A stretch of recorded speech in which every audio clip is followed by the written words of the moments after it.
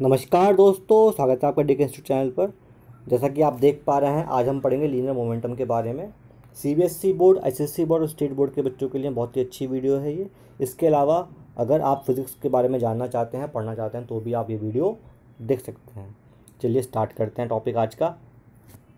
तो दोस्तों, आज हमें पढ़ना है what is linear momentum. Linear momentum क्या होता है? मोशन चैप्टर का एक ये बहुत ही इंपॉर्टेंट टॉपिक है। इस बारे में हमें आज जानना है। दोस्तों, लीनियर मोमेंटम का सिंबल होता है पी। ठीक, तो इसका जो डेफिनेशन है वो क्या है? The phenomena of a moving object is called linear momentum. If any object is in motion if any object is in motion कोई ऑब्जेक्ट मूव कर रहा है, देन इट हैज़ वेलोसिटी। कोई ऑब्जेक्ट अगर मूव कर रहा है तो उसमें क्या होगा? वेलोसिटी होगा। The product of its mass and velocity is called linear momentum. Simple formula है इसका कि P is equal to M multiply by V। If any object is moving then it has velocity, then the product of its mass and velocity is called its linear momentum. It is the phenomena of the motion of a object, या फिर it is a property of a moving object। ये एक property भी होती है moving object की। If any object is moving then it has momentum. कोई object अगर रेस्ट में है तो उसका मोमेंटम नहीं होता। It has no momentum if any body is in rest. बात समझ में आ रही है? तो दोस्तों, और समझते हैं इसके बारे में। भाई हमने बताया आपको, भाई P इज इक्वल टू होता है m इंटू वी। तो पहले जानते हैं भाई m क्या है? मास। v क्या है? वेलोसिटी। तो इसका क्या हो गया? यूनिट हो गई इसकी किलोग्राम मीटर पर सेकेंड। किलोग्राम मीटर पर सेकेंड। दोस्तों, अब मैं एक चीज़ करके दिखाता हूँ आपको। फॉर एग्जाम्पल, कोई ऑब्जेक्ट है अभी वो ए पॉइंट पर है, और अभी इसकी स्पीड सपोज क्या था? यहाँ पर u स्पीड थी। कुछ टाइम के बाद, सपोज t टाइम के बाद, वो ऑब्जेक्ट b पॉइंट पे आता है, उसकी स्पीड v हो जाती है। क्या हो जाती है? v हो जाती है। ऑब्जेक्ट का जो मास है वो m है।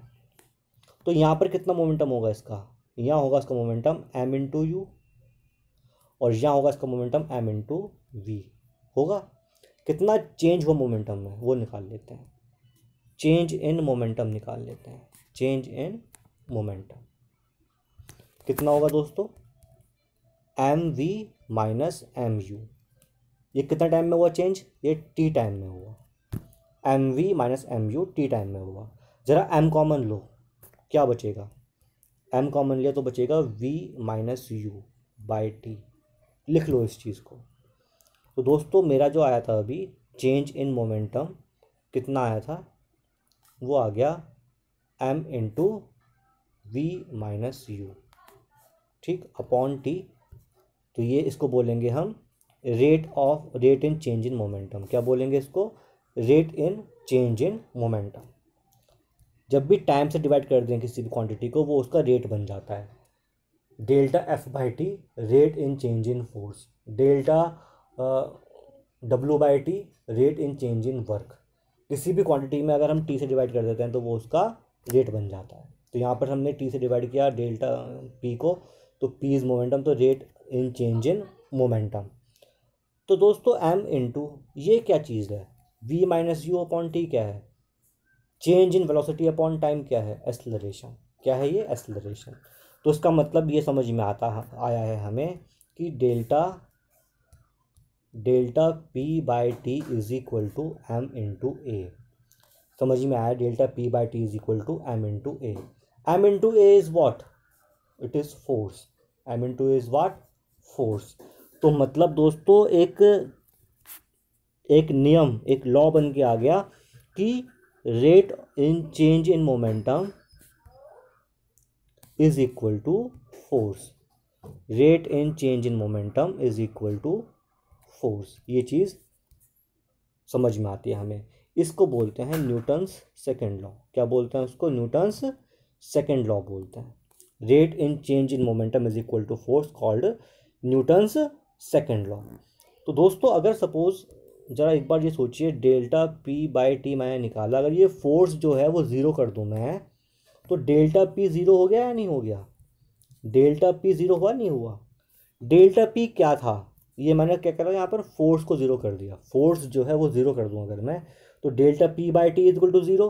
तो delta p is equal to zero, इसका मतलब क्या हुआ, डेल्टा पी क्या था, डेल्टा पी था m v minus m u is equal to zero. मतलब m v is equal to m u आ गया। इसका मतलब क्या हुआ कि जो पहले मोमेंटम था और जो बाद में मोमेंटम आया वो दोनों आपस में इक्वल आए। इसका मतलब momentum is conserved.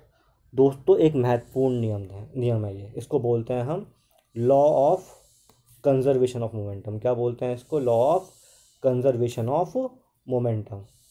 If external force acting on an object is zero और no force is acting on an object, then the momentum remain conserved, means the initial momentum is equal to the final momentum.